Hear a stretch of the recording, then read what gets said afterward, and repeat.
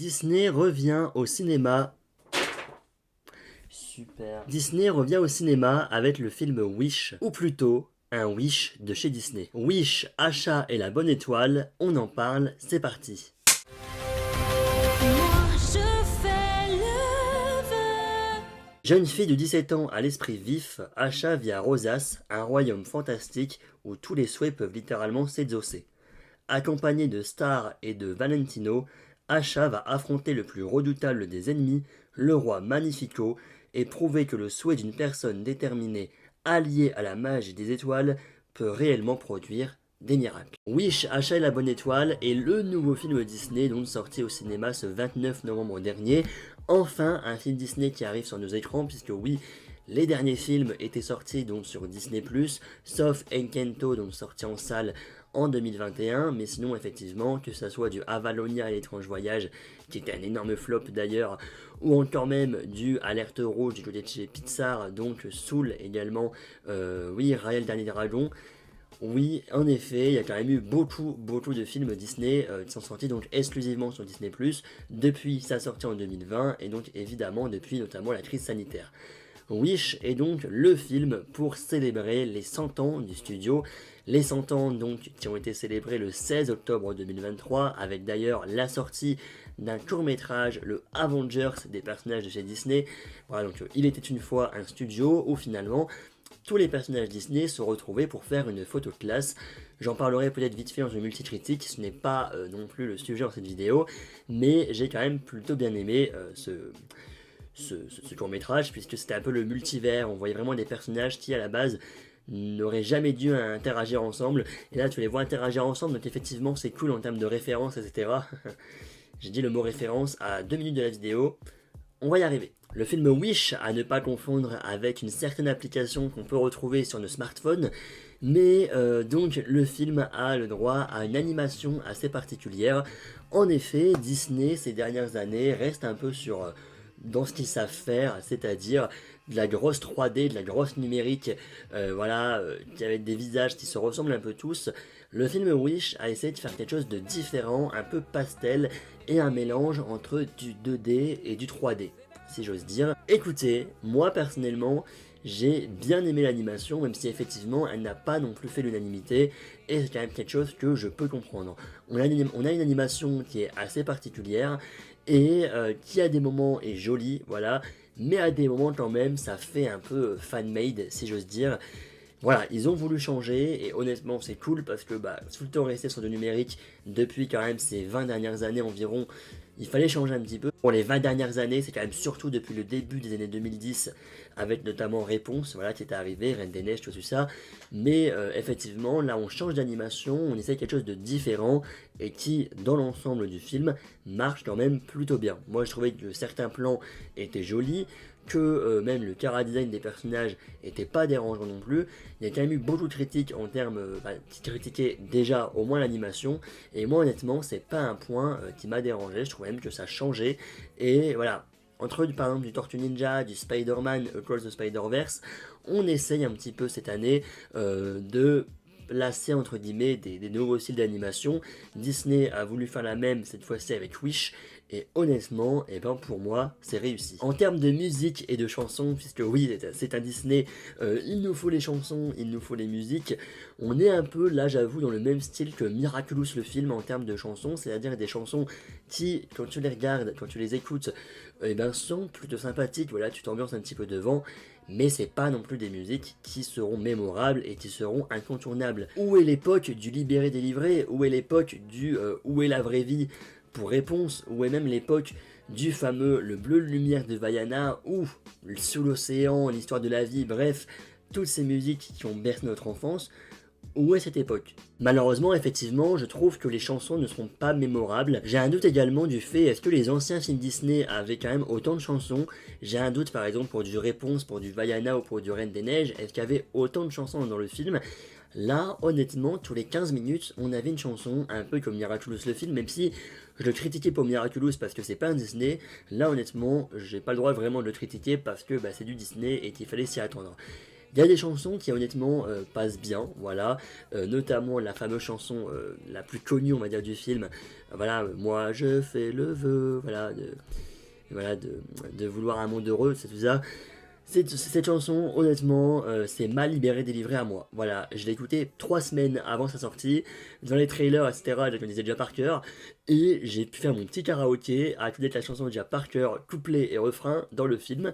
Voilà, c'est vraiment la chanson, c'est mal libéré, délivré, et c'est la chanson que je peux écouter honnêtement en dehors du film. Je pense que ce sera peut-être même la seule chanson, à moins que, voilà, peut-être de temps en temps je la réécouterai. Mais là, pour l'instant, c'est peut-être une des seules chansons que j'arrive à m'écouter, voilà, comme ça, tous les jours, pour la fac, je me mets un petit moi je fais le vœu. Bref, voilà, c'est mal libéré, délivré, encore une fois. À part ça, voilà, on a les chansons du méchant, par exemple, qui sont, oui, sympathiques si vous voulez, même si la première arrive un peu de nulle part. Et c'est les fameuses chansons, notamment, où parler, en fait, les personnages sont obligés de chanter. Alors, ils ont une conversation en chantant, etc. C'est ce genre de chanson qui, honnêtement, déstabilise un peu au début. Tu te dis, ok, la conversation va commencer, t'as une chanson qui arrive direct. Ok, les chansons là m'ont un peu déstabilisé. D'autres chansons par contre, comme notamment, de toute façon toutes les chansons d'achat, même la toute première, Bienvenue à Rosas, les chansons sont cool, ils sont joyeuses, ils ambiancent, voilà. On a donc une animation qui est correcte, des chansons qui sont correctes. Qu'est-ce qu'on en est maintenant au niveau du scénario? Je vais dire la même chose, le scénario est pour moi correct. Voilà, je pense que le film en général, je vais le dire directement, pour moi le film sera correct, puisque le scénario, il va pas non plus casser trois pattes à un canard, mais en même temps, il est quand même assez original entre guillemets par rapport à ces histoires de vœux, à ces histoires d'étoiles, et donc ce roi Magnifico qui prend les vœux de tout le monde à ses 18 ans, et qui finalement ne veut pas les rendre. Voilà, c'est ça un peu l'histoire du film, et donc Asha trouve ça pas juste, et voilà, ils se disent, oui, mais en fait, bah, si vous voulez pas donner les vœux aux habitants de la ville, et redonnez-leur, voilà, comme ça ils feront leurs vœux de eux-mêmes, ils vont réaliser leurs vœux grâce à leurs propres objectifs, grâce à leurs propres challenges, entre guillemets, et le roi Magnifico ne veut pas, voilà, c'est un peu ça tout le scénario. On a un scénario qui, honnêtement, au niveau du rythme, etc., j'ai vraiment trouvé le film rapide, c'est déjà bien, malgré quelques scènes qui auraient pu être retirées, mais en tous les cas, je trouve le film est rapide, on a quand même plus de chansons, je pense qu'on a plus de scènes de chansons que de scènes du scénario en général, un scénario qui effectivement reste un peu bancal, je trouve, en termes de développement de personnages. Le film dure seulement 1h35, et ça se ressent un peu, les personnages sont pas développés, même d'ailleurs le personnage principal, donc Asha, n'est pas non plus énormément développé, et en règle générale, oui, le background des différents personnages, on n'en a pas vraiment. Voilà, on a un tout petit peu, je crois, un ou deux flashbacks, mais vraiment très rapide. On n'a pas vraiment de flashback, on veut juste avancer la quête donc de Asha, récupérer les vœux du roi Magnifico, le méchant de l'histoire. Un antagoniste d'ailleurs qui est très cool, enfin cool on va dire, puisque oui, entre du Avalonia l'étrange voyage, entre du Vaiana, entre du... Bon, Raya le dragon je l'ai pas vu, peut-être du Encanto, je ne sais pas, je l'ai pas vu non plus, mais dans les Disney récents, Zootopie par exemple également, on n'a pas vraiment de méchant. Voilà, Vaiana c'est la nature, voilà, qui est la méchante, enfin qui est pas la méchante du coup, mais c'est vraiment protéger la nature plus qu'autre chose. Et pareil donc pour Avalonia l'étrange voyage, là enfin on retrouve un vrai antagoniste, chose qu'on n'avait pas eu quand même depuis Réponse, j'ai envie de dire, puisque même la Reine des Neiges, est-ce qu'il y a vraiment une antagoniste de la Reine des Neiges? Telle est la question. Mais voilà, Mergotel dans Réponse, ou encore oui, les fameuses méchantes comme Maléfique, comme Ursula, les grandes méchantes iconiques de l'univers de Disney, on va baisser nos estimes, d'accord, on va baisser l'estime, on n'est pas dans un méchant si iconique qu'un Jafar, qu'une Ursula ou qu'une Cruella. On va se calmer. Pour le coup, juste tout ce que j'ai à dire, c'est que par rapport aux anciens Disney, c'est cool d'avoir un antagoniste avec ses propres intérêts, ses propres volontés, ses propres opinions, et voilà, un antagoniste qui honnêtement, moi, c'était cool, voilà. En VO c'est la voix de Chris Pine, mais j'ai vu le film en VF, voilà, j'avoue que je vois plus trop de films en VF, mais les films d'animation, ça reste de la VF pour moi. Donc le scénario, effectivement, il se regarde, voilà, oui, c'est pas non plus un chef-d'œuvre, mais il y a quand même des enjeux, il y a quand même des choses qui sont différentes par rapport à d'habitude, même si, on va dire directement, en termes de réalisation, malgré l'animation qui change, on n'a pas non plus une grosse innovation. Comme je disais, oui, c'est un peu quand même un Wish de chez Disney. Malheureusement, c'est pas un film qui sera mémorable, c'est pas un film qui sera incontournable. Par contre, je trouve quand même qu'on passe un bon moment.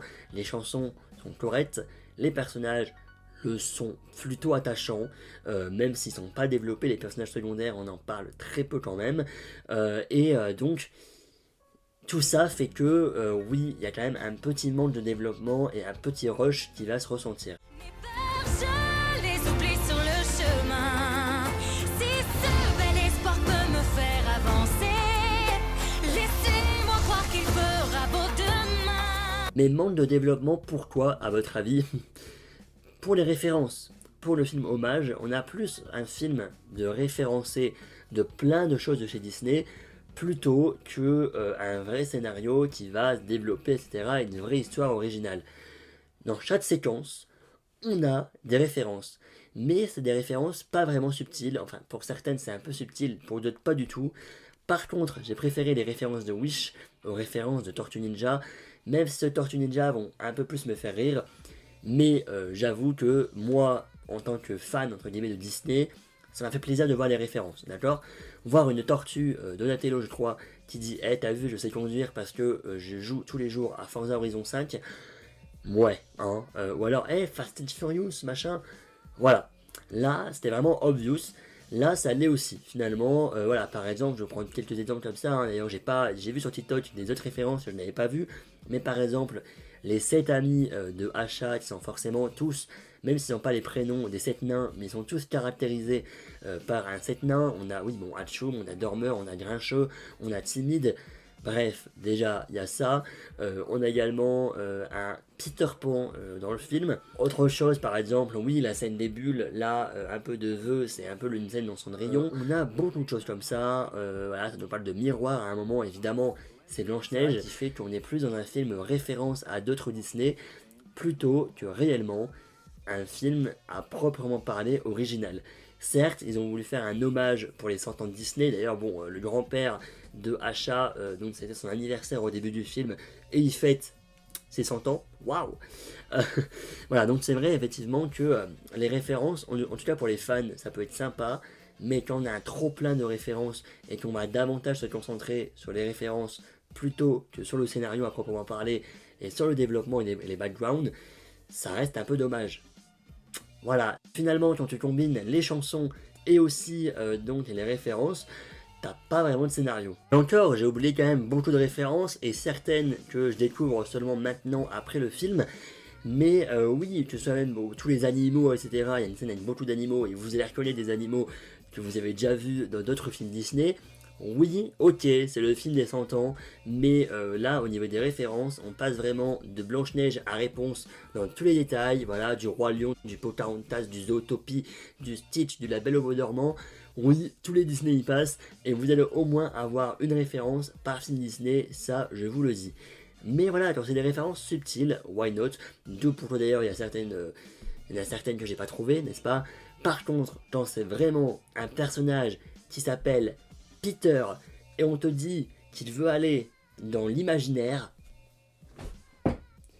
qu'est-ce que tu peux faire de plus en termes de subtilité?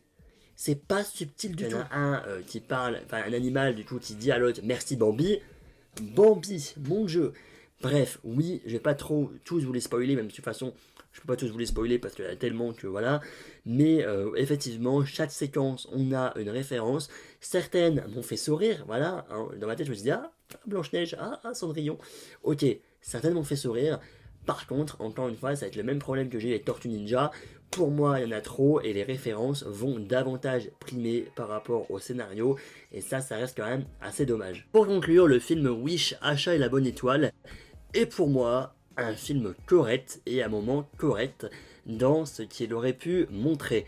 En effet, l'animation est pour moi jolie, voilà, malgré les critiques, moi en tout cas j'ai vraiment trouvé ce style aquarelle, pastel, un peu 2D, 3D, c'était très bien et ça a changé en tout cas des anciens Disney, encore une fois très numérique ou très 3D sur les bords depuis 2010.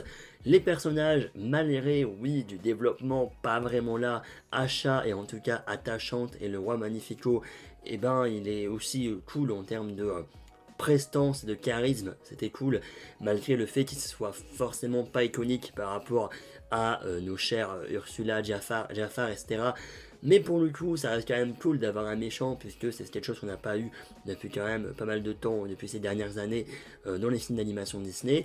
Là, d'ailleurs, j'ai même pas parlé de Valentino, et donc l'étoile star. L'étoile star, et ben oui, très cool, mignon, etc. Niveau goodies, niveau marketing, ça a forcément acheté une peluche un jour, une peluche ou une figurine pop de Star. Valentino, j'avoue que la voix de Gérard Darmon de temps en temps m'a un peu sorti, surtout que plus j'avais vu LOL Thierry sort la nouvelle saison juste la semaine de sortie de Wish, voilà, quelques jours avant. Donc Gérard Darmon, je l'ai assez vu. Non, Gérard Darmon, je l'ai assez vu. Donc j'avoue que voilà, Valentino, c'est pas du tout un coup de cœur. Valentino, j'avoue qu'il m'a plus saoulé qu'autre chose, malheureusement, même s'il est mignon. Mais en même temps, bon, ça fait encore une fois référence à Esmeralda. Bref, du coup justement, hein, voilà, que ce soit les personnages qui sont attachants, l'animation qui est belle, le scénario, oui, le message est beau, en tout cas le fait de réaliser ses vœux, etc. Message qu'on veut, évidemment, dans les Disney qu'on veut, ok c'est cool, malheureusement, et les chansons sont correctes, passables, et évidemment le moi je fais le vœu de vouloir un jour le monde heureux. Voilà, cette chanson, évidemment, all time, je l'écoute et c'est très cool. Malheureusement, comme dit dans la vidéo Tortue Ninja, malheureusement, là, on est vraiment dans la nostalgie pure pour les 100 ans de Disney. Et oui, voilà, quand je voyais les critiques avant de voir le film en parlant de références, etc., ok, j'y croyais, mais à ce point-là, on n'a que ça en fait. Et je pense que j'aime envie d'aller voir le film une deuxième fois juste pour voir d'autres références, etc. Ok, c'est cool. Et ok, moi les références, j'aime bien d'autres films, etc. De voir un peu les easter eggs quand c'est un univers, les MCU, etc. Ok. Les Pixar par exemple, on nous rajoute des petits objets par-ci par-là. Ok, certes. Mais là, Neige, Cendrillon, Pocahontas, Zootopie, Vaiana, on nous passe de tout. Vaiana, j'ai pas vu en tout cas, mais on nous passe vraiment de tout et ça m'étonnerait même pas qu'il y ait du Vaiana. On a vraiment tous les Disney et oui, en fait, j'ai vraiment l'impression que j'ai entendu ça sur Twitter, je crois, ou je sais plus, mais qu'en fait, plus tard, on va vraiment se dire que Wish, c'est vraiment juste le film hommage, ok, et je pense pas que c'est un film qu'on va vouloir revoir par la suite. Le Roi Lion, ok, je l'ai vu, je sais pas combien de fois. Vaiana également, ok, mais Wish, je pense pas que c'est un film que les gens vont dire on va le voir 3, 4, 5 fois et que plus tard, pour les générations futures, on va montrer Wish. Je pense vraiment que c'est le film correct et malheureusement Disney va pas réussir non plus à aller au-delà de quelque chose de vraiment vraiment cool comme on a eu notamment avec du Vaiana en 2016. Je pense que Vaiana c'est vraiment l'âge d'or, enfin l'âge d'or. C'est en tout cas là où les films très cool Disney sont arrivés. Voilà, on a eu du Zootopie, du Vaiana, du La Reine des Neiges quelques années avant. Bref, mais là, j'avoue que depuis 2016 environ, Disney, bon, Soul était très cool, j'avoue, mais Disney n'arrive pas à faire des films à la hauteur finalement de ce qui a bercé mon enfance. Et ça reste quand même très dommage, même si j'ai Encanto à voir. Au niveau de la note, donc, ça sera pour moi un 7 sur 10, puisque, voilà, 7, c'est pour moi correct, voilà, ça fait 14 sur 20, je suis fort en maths, et là, 14 sur 20, ça signifie vraiment, moi, le fait que j'ai eu de la nostalgie, mais du coup, une nostalgie trop de nostalgie par rapport aux références. Par contre, le film en lui-même, j'ai passé un bon moment, mais la fin, pour moi, certes, c'est un Disney, et certes, c'est le monde des bisounours dans les Disney, mais là, j'avoue que la fin était pour moi assez rapide et assez étrange. Ça arrive un peu comme ça. C'est encore une fois les fameux ta gueule, c'est magique, c'est scénaristiquement parlant. Mais c'est un Disney, c'est pour les enfants, on va pas critiquer. Et honnêtement, oui, j'ai passé un bon moment. Voilà, en termes de film d'animation, évidemment, t'as du Suzume, t'as du Mario, t'as du Spider-Man qui vont être plus à la hauteur quand même. Mars Express également, que j'ai pu découvrir la veille de Wish, justement. Et j'avoue que Wish, c'est quand même justement le Disney de Wish. Allez, je m'arrête là. Salut, à la prochaine pour une prochaine vidéo. N'hésitez pas à aller voir mes autres vidéos. D'ailleurs, on a parlé de quoi? On a parlé de Hunger Games, de The Marvels, de Napoléon. On a parlé également de House of Dragon, la réaction du trailer de la saison 2. Écoutez, il est 1h40 du matin. Il est donc dimanche 3 décembre. Cette vidéo sortira donc dimanche 3 décembre, mais tout à l'heure, je pense. Et nous, on se dit à la prochaine. Salut.